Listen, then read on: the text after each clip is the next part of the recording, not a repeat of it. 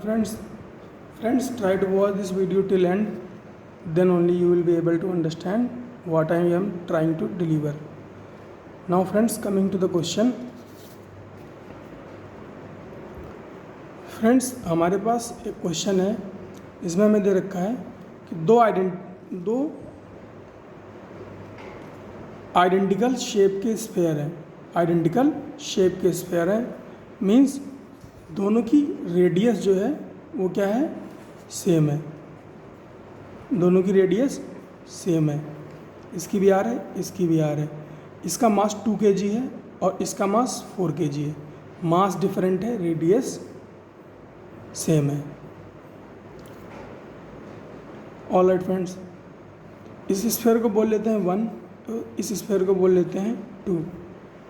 तो friends, sphere 1 जो है उसकी हॉरिजॉन्टल स्पीड क्या है, 4 मीटर पर सेकेंड। उसकी हॉरिजॉन्टल स्पीड है 4 मीटर पर सेकेंड।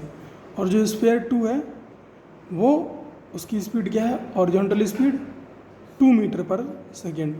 लेकिन दोनों ही ऑपोजिट डायरेक्शन में। और फ्रेंड्स, इनका कोलिजन कुछ इस तरह से है, इनका कोलिजन कुछ इस तरह से है कि ये जो देख रहे हो आप, ये एक रेक्टेंगल बन रहा है।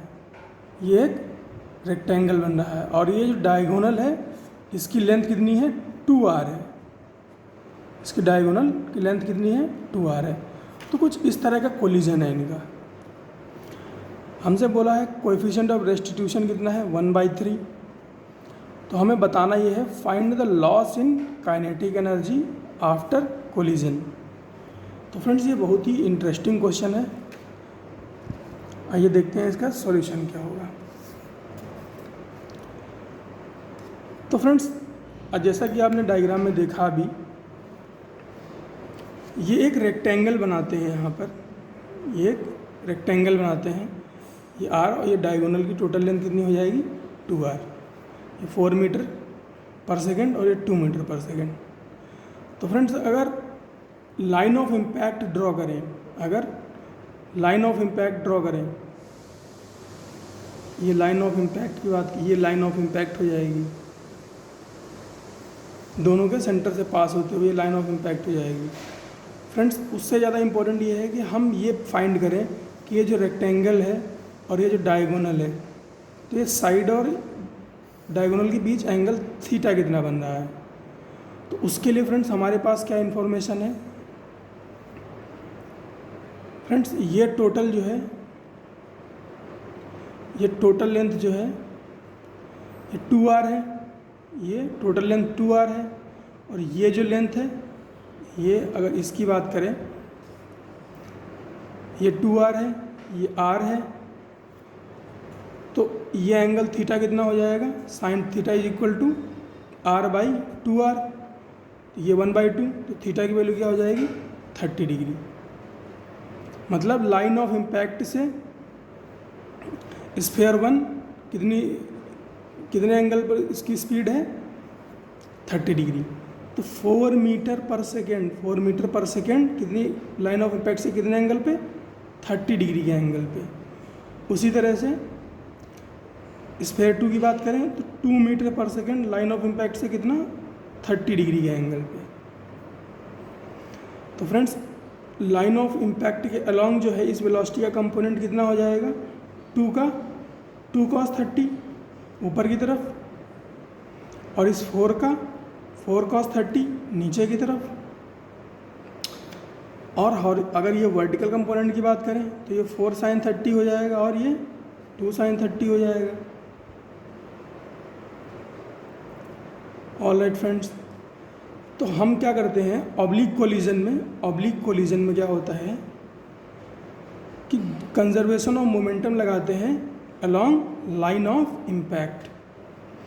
तो conservation of momentum along line of impact लगाएंगे तो क्या हो जाएगा, m1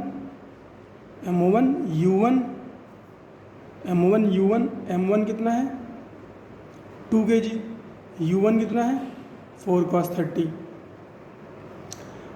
माइनस कि ऑपोजिट डायरेक्शन में है इसीलिए माइनस में ले लिया, -4, इसका मास कितना है 4, तो 4 into 2 cos 30 velocity 2 cos 30 along line of impact equal to m2,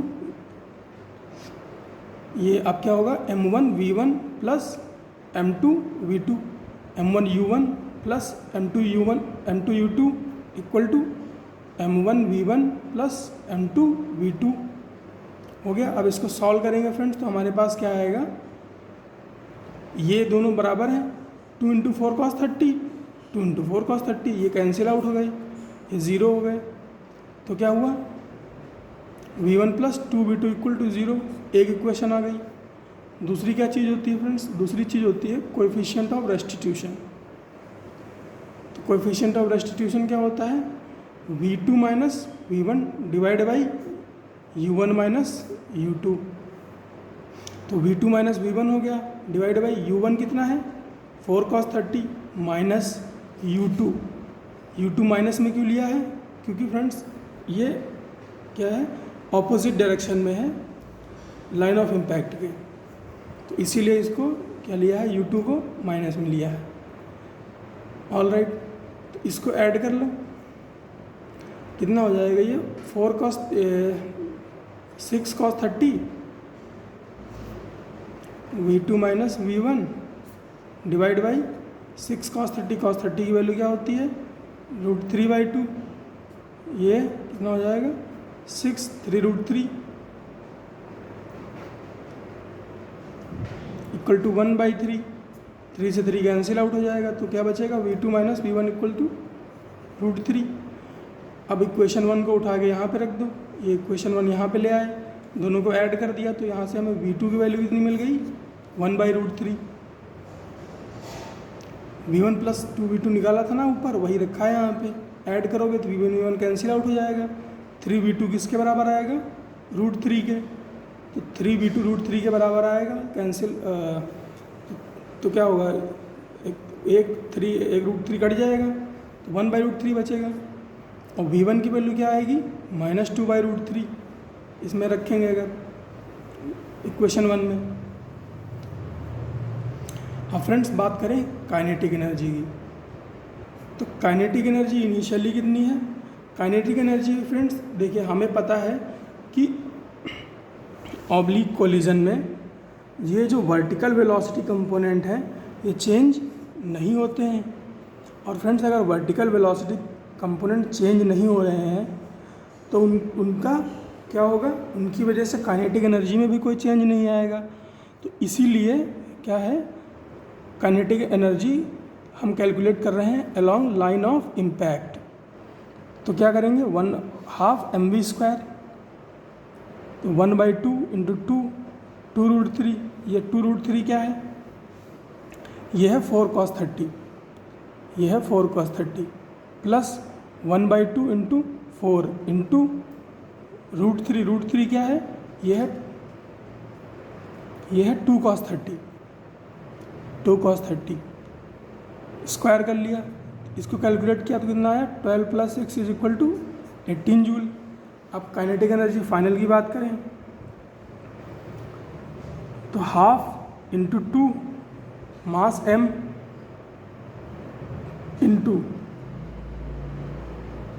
v1 की वैल्यू कितनी है 2/√3, तो कितना हो जाएगा v² 4/3 प्लस 1/2 इंटू 4 दूसरे स्क्वायर का लिख लिया इंटू वेलोसिटी कितनी 1/√3, तो v² कितना हो जाएगा 1/3। इसको कैलकुलेट करेंगे तो क्या आएगा, ये 2 से 2 कैंसिल आउट हो गया, बचा कितना 4/3, और ये 2 इधर हो गया, इतना बचा कितना 4/3 प्लस 2/3, 4/3 प्लस 2/3 6/3 2 जूल।